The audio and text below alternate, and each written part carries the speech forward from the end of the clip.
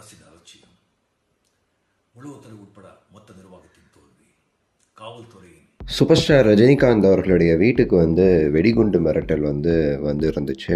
அது தொடர்பாக பல விஷயங்கள் இப்போ வெளியாகி இருக்கு. சூப்பர் ஸ்டாரே சில விஷயங்கள்லாம் பேசியிருக்காரு. என்னங்கிறதெல்லாம் இந்த வீடியோவில் நம்ம பேச போகிறோம். உங்கள் எல்லாருக்குமே தெரியுங்க, ரீசெண்டாக ரஜினிகாந்த் அவர்களுடைய வீட்டுக்கு வெடிகுண்டு மிரட்டல் விட்டுருந்தாங்க.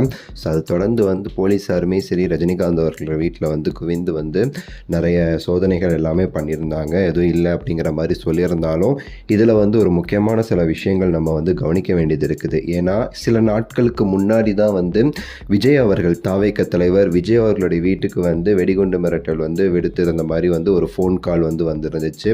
அது சம்மந்தமாக அங்கேயுமே சரி பல விசாரணைகள் பண்ணியிருந்தாங்க.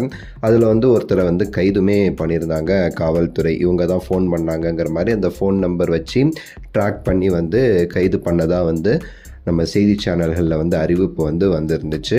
அதில் அந்த கைது செய்யப்பட்ட நபர் ஃபோட்டோஸ்லாம் வெளியாச்சுன்னு வைங்களேன்.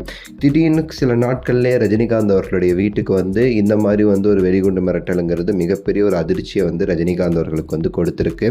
அதிலும் முக்கியமாக என்ன அப்படின்னா, ரஜினிகாந்த் அவர்கள் இப்போ தான் வீடு திரும்பியிருக்காரு. அவர் ஹிமாலயாஸில் போயிட்டு அங்கே எல்லா இடமும் இருந்துட்டு இருந்தார், ஒரு வாரம் கிட்ட, மேலே 10 நாள் கிட்ட. ஸோ அது முடிந்து இப்போ தான் திரும்பியிருந்தார். அவர் திரும்பிய ஓரிரு நாட்களில் இந்த ஒரு மிரட்டல் வந்தது தான் மிகப்பெரிய ஒரு அதிர்ச்சி அளிச்சிருக்கு ரஜினிகாந்த் அவர்களுக்கு. இது தொடர்பாக அவர் டைரக்டாகவே சரி சிஎம் அவர்களை ஃபோன் பண்ணி பேசியிருக்கிறதா ஒரு தகவல் வெளியாகி இருக்கு. என்ன சொல்லியிருக்காரு அப்படின்னா வச்சுக்கோங்களேன், இப்போ தான் விஜய் அவர்களுக்கு மிரட்டல்னு ஒரு செய்தி இருந்துச்சு.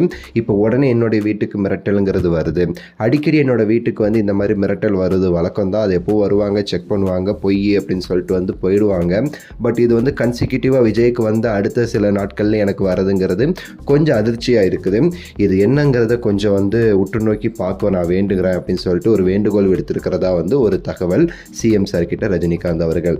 ஸோ இது தொடர்பாக போலீஸார் இன்னுமே சரி தீவிர விசாரணையில் இறங்க போகிறாங்க அப்படின்னு சொல்லிட்டு சொல்லப்படுது. யார் இந்த பொய்யான இது விடுறாங்க, எதுக்காக இது நடக்குது அப்படிங்கிறதையும் குறித்து விசாரணை நடக்கும் அப்படின்னு சொல்லிட்டு சொல்கிறாங்க. இது குறித்து உங்களுடைய கருத்து நீங்கள் கீழே கமெண்ட்ஸில் சொல்லுங்கள். லைக் பண்ணுங்கள், ஷேர் பண்ணுங்கள், சப்ஸ்கிரைப் பண்ணுங்கள். நன்றி, வணக்கம், மகிழ்ச்சி.